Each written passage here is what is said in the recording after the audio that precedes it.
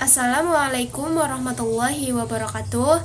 Saya Milda Arvita dari Prodi Manajemen Pagi. Di sini saya akan mempresentasikan review materi Bea Materai.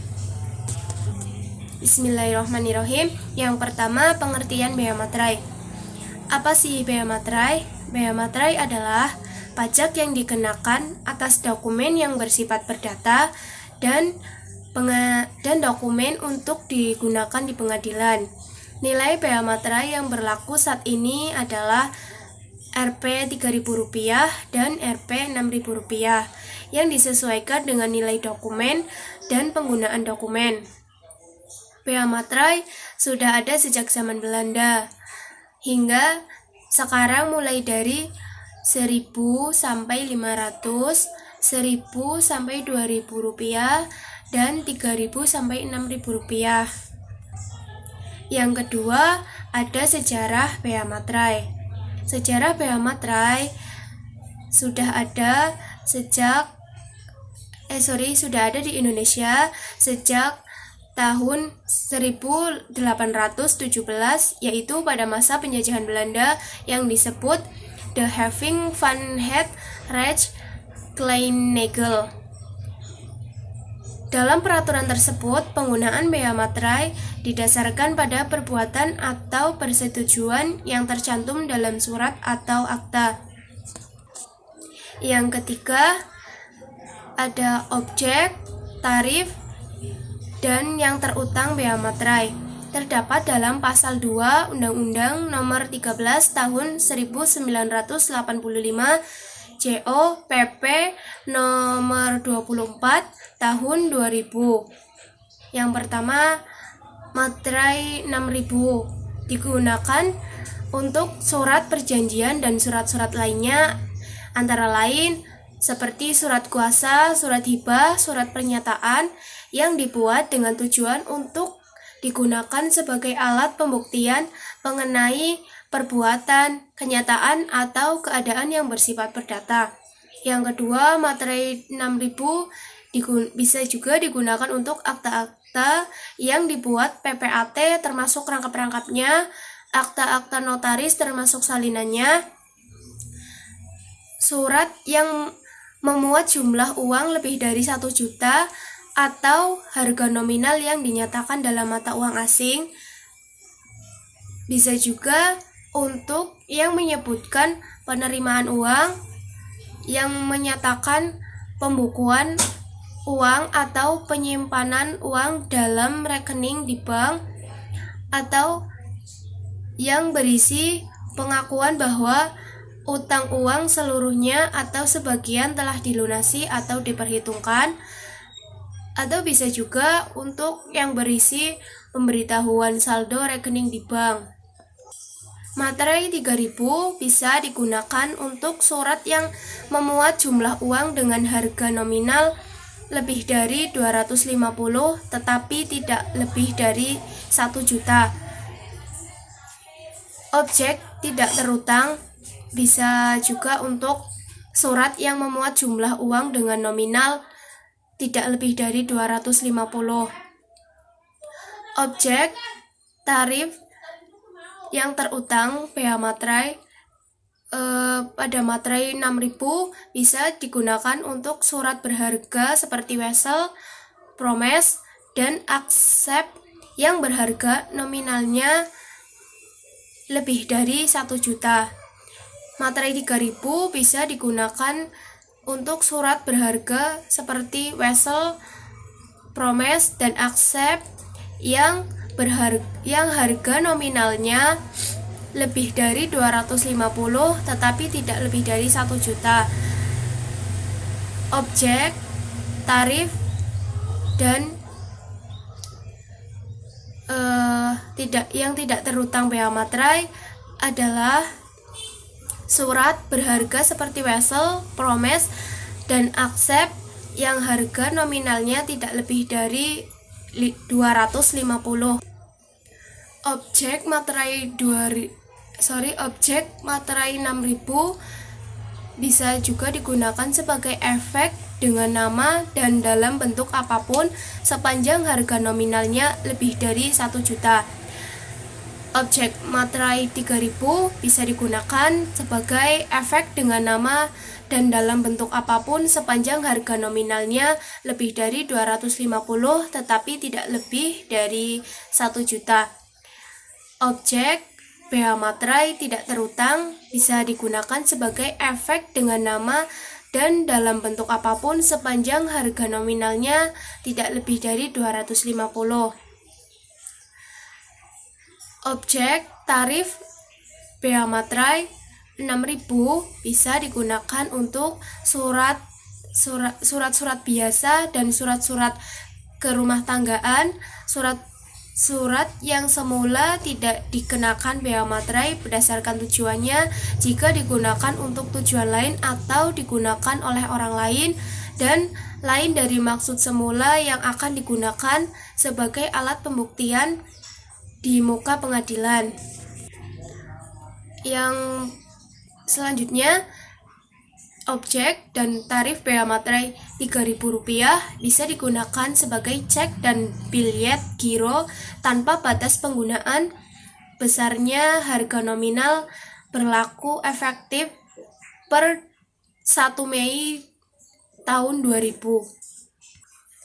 Selanjutnya, bukan objek atau tidak dikenakan BH materai terdapat dalam pasal 4 Undang-Undang Nomor 13 Tahun 1985 PP 13/22 September 1989 PP 7/21 April 1995 PP 24/20 April 2000. Yang pertama, dokumen yang berupa antara lain surat penyimpanan barang. Yang kedua, konosemen. Yang ketiga, surat angkutan penumpang dan barang. Yang keempat, keterangan pemindahan yang dituliskan di atas dokumen sebagaimana dimaksudkan dalam huruf A maksudnya sebagaimana yang dimaksudkan dalam poin 1, 2, dan 3. Yang kelima, bukti untuk pengiriman dan penerimaan barang. Yang keenam, surat pengiriman barang untuk dijual atas tanggungan pengirim.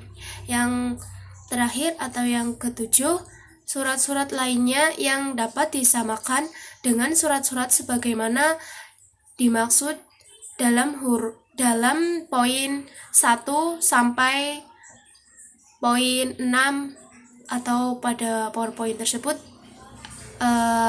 pada huruf F. Yang kedua, dokumen yang berupa adalah segala bentuk ijazah.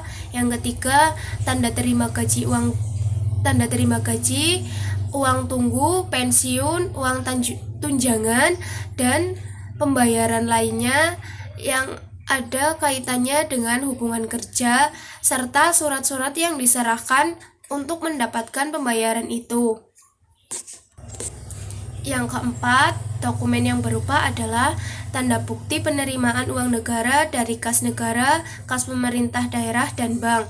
Yang kelima, kwitansi untuk semua jenis pajak dan uang penerimaan lainnya yang dapat disamakan dengan itu dari kas negara, kas pemerintah daerah, dan bank. Yang keenam, tanda penerimaan uang yang dibuat untuk keperluan intern organisasi. Yang ketujuh, dokumen yang menyebutkan tabungan, pembayaran uang tabungan kepada penabung oleh bank, koperasi, dan badan-badan lainnya yang bergerak di bidang tersebut. Yang kedelapan, surat gadai yang diberikan oleh perusahaan umum pegadaian. Yang kesembilan, tanda pembagian keuntungan atau bunga dari efek dengan nama dan dalam bentuk apapun. Materi selanjutnya adalah tentang aturan BH materai. Hal tersebut sesuai dengan ketentuan di dalam Undang-Undang Nomor 10 tahun 2020 tentang BH materai.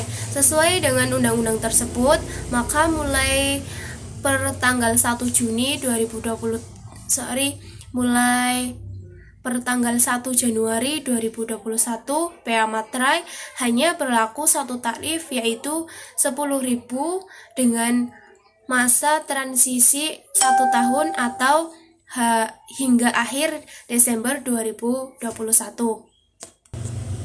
Materi selanjutnya ada cara pelunasan bea materai. Terdapat dalam pasal 7 ayat 2 Undang-Undang Nomor 13 Tahun 1985. Dengan benda materai bisa terdiri dari dua, yaitu bisa digunakan untuk materai tempel. Yang kedua, kertas materai oleh wajib bea. Yang kedua, pemateraian biasa. Dengan cara lain ditetapkan Menkeu sebagai berikut. Alat lain yang terdapat dalam SE 11/PJ 3 tahun 1986, pencetakan tanda lunas bea materai oleh Perum Peruri. Yang kedua, mesin teraan materai terdapat dalam KMK nomor 104/KMK 04 tahun 1986.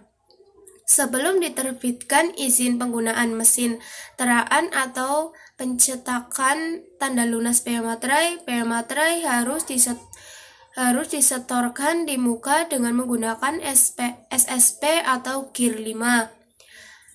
Yang kedua, cara pelunasan bea materai dengan materai tempel terdapat dalam pasal 7 ayat 3 sampai dengan ayat 6 Undang-Undang Nomor 13 Tahun 1985. Dengan cara materai tempel direkatkan seluruhnya dengan utuh dan tidak rusak di atas dokumen yang dikenakan bea materai. Yang kedua, materai tempel direkatkan di tempat di mana tanda tangan akan dibutuhkan. Yang ketiga, pembukuan tanda tangan disertai dengan pencantuman tanggal, bulan, dan tahun dilakukan dengan tinta atau yang sejenis dengan itu, sehingga sebagian tanda tangan ada di atas kertas dan sebagian lagi di atas materai tempel. Yang keempat, jika digunakan lebih dari satu materai tempel, tanda tangan harus dibutuhkan sebagian di atas semua materai tempel dan sebagian di atas kertas tersebut. Yang ketiga, ada cara pelunasan materai dengan kertas materai terdapat dalam pasal 7 Undang-Undang Nomor 13 Tahun 1985. Dengan cara yang pertama, kertas materai yang sudah digunakan tidak boleh digunakan lagi. Terdapat dalam ayat 7. Yang kedua, jika isi dokumen yang dikenakan bea materai terlalu panjang untuk dimuat seluruhnya di kertas materai yang digunakan dalam ayat 8, maka untuk bagian isi yang masih tertinggal dapat digunakan kertas tidak bermaterai. Yang ketiga, bila ketentuan penggunaan dengan cara pelunasan bea materai tidak dipenuhi, dokumen yang bersangkutan dianggap tidak bermaterai. Pernyataan tersebut terdapat dalam ayat 9. Yang keempat, cara pelunasan bea materai dengan mesin teraan materai terdapat dalam SE 11/PJ 3 tahun 1986. Dengan cara yang pertama, pengusaha harus mengajukan permohonan tertulis kepada Direktur PPN dan PTLL atau kepada KPP untuk memperoleh izin menggunakan mesin teraan. Yang kedua, mesin teraan yang digunakan adalah mesin teraan yang tidak dapat melampaui jumlah angka pembilang sesuai dengan jumlah penyetoran bea materai. Yang ketiga, perusahaan harus menyetor di muka bea materai sebesar 5 juta rupiah sebelum dikeluarkan izin penggunaan mesin teraan materai. Yang keempat, sebelum mesin teraan digunakan, dilakukan pemasangan segel. Materi yang terakhir atau yang keenam ada tentang denda administrasi dan kewajiban pemenuhan bea materai. Adalah dokumen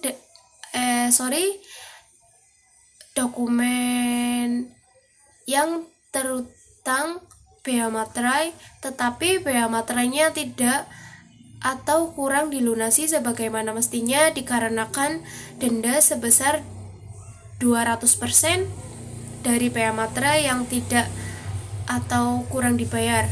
Yang kedua,